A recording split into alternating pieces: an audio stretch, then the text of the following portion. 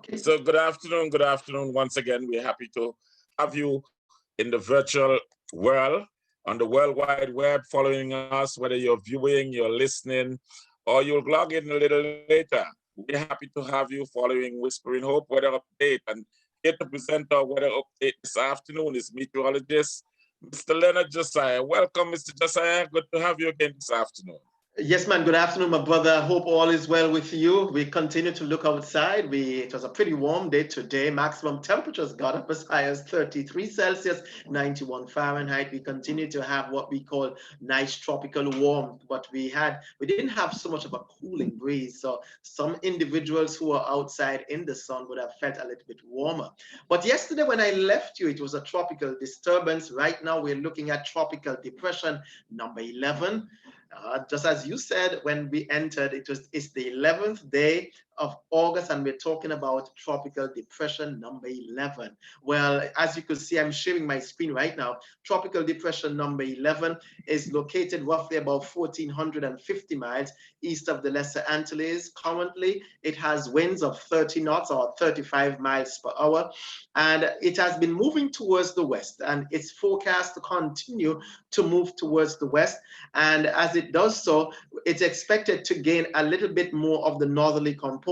So it's forecast to remain a tropical depression between now and tomorrow afternoon. The environmental weather conditions are suggesting that it's only marginal for tropical cyclone formation. But then come tomorrow afternoon, even into Thursday, as we go closer into Thursday, we are likely to see a tropical storm Josephine form out of this. Take a look at the forecast track. The forecast track has it moving towards the west and northwest, and is forecast to pass maybe a sufficient distance to the northeast of Antigua and Barbuda.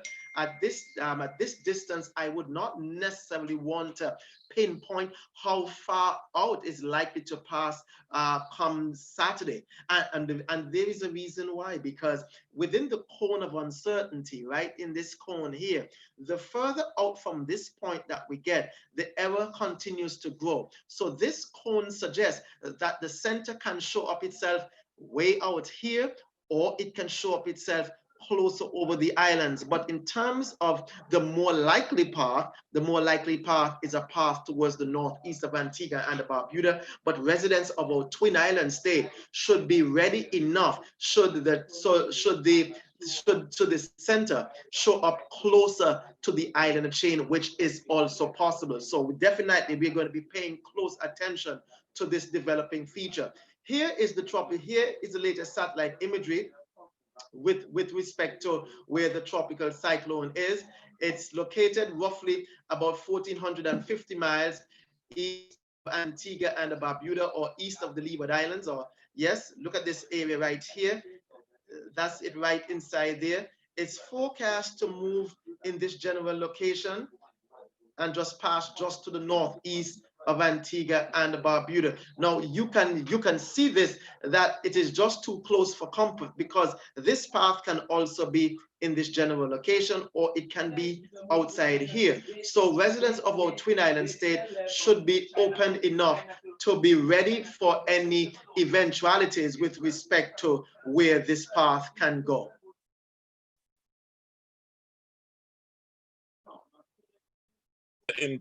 Well, it sounds rather interesting. It's not something that we were looking for. But how, if it gets to us and it does strengthen and become a tropical storm, and I pass closer to us in Antigua, what sort of strength are we looking possibly that it could be?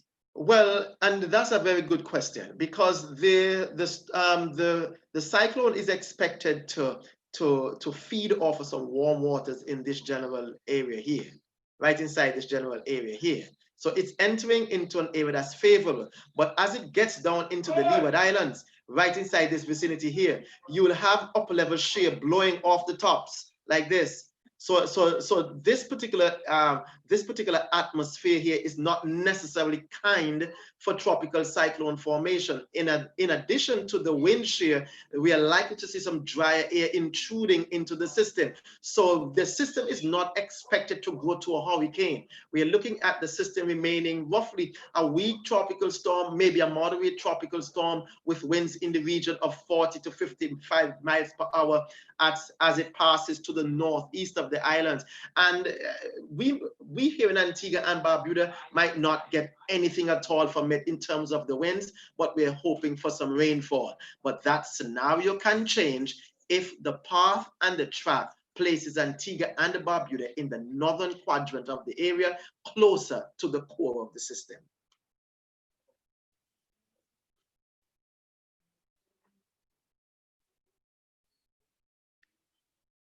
My brother?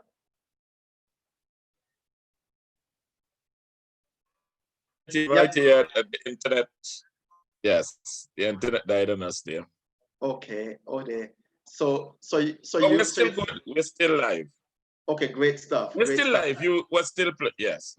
Okay, just to let our folks know that yes, we were having some technical difficulties, but we are doing this with the aim of bringing all this added information to you, because all of this is rather important.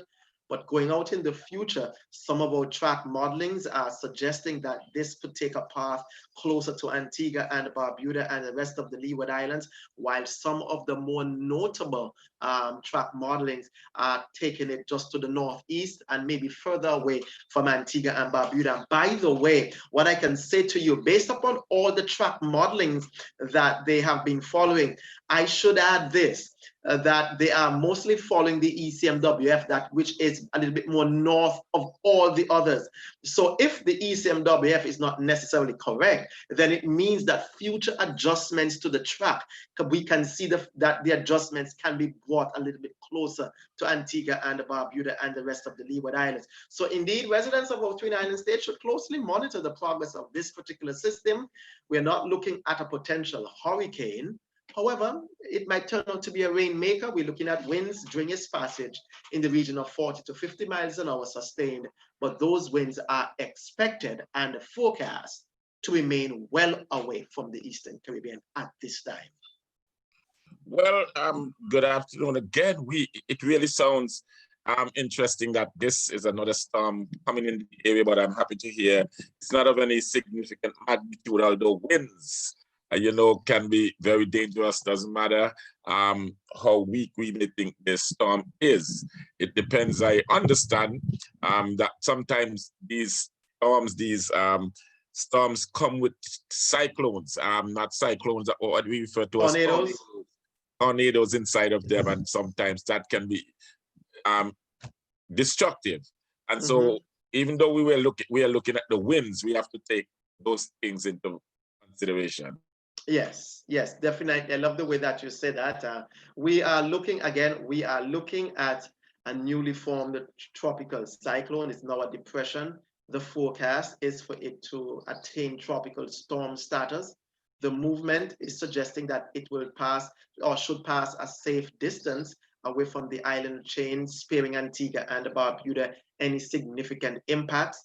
However, that is based upon a more likely scenario. We are looking at the possibilities of adjustments that are likely to be done in the track, and some track modelings can bring it closer to the Eastern Caribbean and Antigua and Barbuda. So at this stage, at 4 to 5 days away, there are going to be significant errors in the track modelings and with respect to the uncertainty that it brings.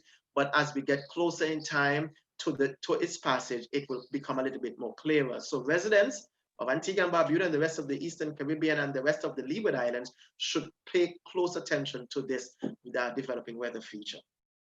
Yes, so then, Mr. Josiah, we just want to thank you for coming out this afternoon and for keeping us up to date with our weather happenings in the Atlantic and in our Caribbean area. So we're just happy that you came, and may God bless you as you go to you retire this evening, and look forward to seeing you again tomorrow at the same time and the same place virtually.